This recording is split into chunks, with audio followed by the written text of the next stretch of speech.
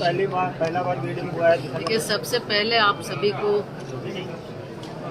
2025 की शुभकामना, मकर संक्रांति की शुभकामना। और आज की जो ये बैठक थी, बैठक के माध्यम से जो पिछले बैठक में जो चर्चा हुई थी, जो मूलभूत समस्या और इस गिरिडीह जिले में चाहे हम शिक्षा की बात करें, स्वास्थ्य की बात करें, पेयजल की बात करें, पीडीएस सिस्टम की बात करें और अन्य बहुत सारे विभागों के बारे में चर्चा हुई।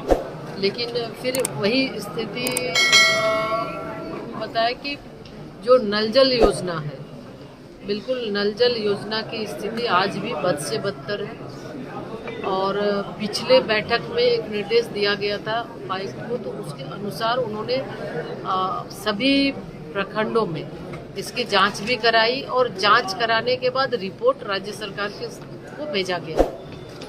तो राज्य सरकार के स्तर से इस पर कार्रवाई होनी है, जिसका अभी तक नहीं हो पाया उस रिपोर्ट के आधार पर। और आज भी चूँकि सभी माननीय सदस्यों के द्वारा ये चर्चा हुई कि नल जल के तहत पानी नहीं मिल रहा है, तो फिर से उसी को फिर रिपीट किया गया है दोबारा से, फिर कि आप जो यहाँ से जो अनुशंसा गई है उस अनुशंसा के आधार पर राज्य सरकार से भी बात करेंगे। माननीय विधायक हैं तो उनके द्वारा विधानसभा में भी इस पर चर्चा होगी और भारत सरकार के स्तर पर भी इस रिपोर्ट की चर्चा होगी। और निश्चित रूप से कि वैसे चूँकि इसमें जिला प्रशासन भी इस चीज़ को मानती है कि काम नहीं हुए और कहीं न कहीं कमियां रही हैं, तो इसके लिए ये भी चाहते हैं कि प्रतिबद्ध है कि अपने स्तर से कि इस पर कार्रवाई हो और हम लोगों को कैसे पानी पहुंचाएं, इसके लिए यथाशीघ्र राज्य सरकार से कोई हमको निर्देश मिले ताकि उस पर कार्रवाई हो सके। उसके अलावा पीडीएस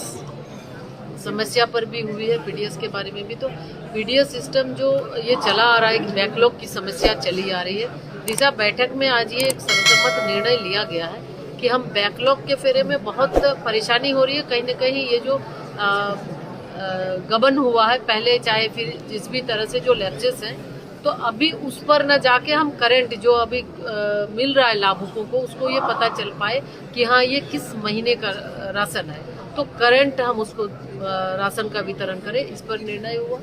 इसके साथ स्वास्थ्य की भी समस्याएं हैं, तो निश्चित रूप से ये राज्य सरकार कुछ ऐसी समस्या जो राज्य के स्तर से जुड़ी हुई है।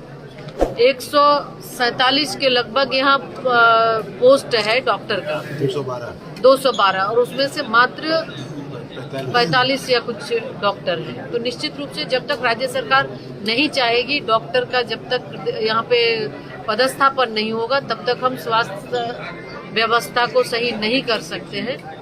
शिक्षा की भी वही स्थिति है, वैकेंसी काफ़ी है, शिक्षकों की वैकेंसी होने की वजह से स्कूलों में सही ढंग से पठन पाठन का काम नहीं हो पा रहा। एक सवाल है मैम कि मैया समान योजना में गिरिडीह में भी गड़बड़ी का सूचना आया सामने, क्या उसको लेकर कुछ बातचीत या कुछ चर्चा? देखिए, ये चर्चा किसी ने नहीं उठाया, लेकिन हम आपने जैसा कहा है तो निश्चित रूप से अगर ऐसी कोई सूचना है, अगर गड़बड़ियाँ हुई है, तो हम कहेंगे उपायुक्त से भी कि वो इसकी जांच करें और सही लोगों को उसका।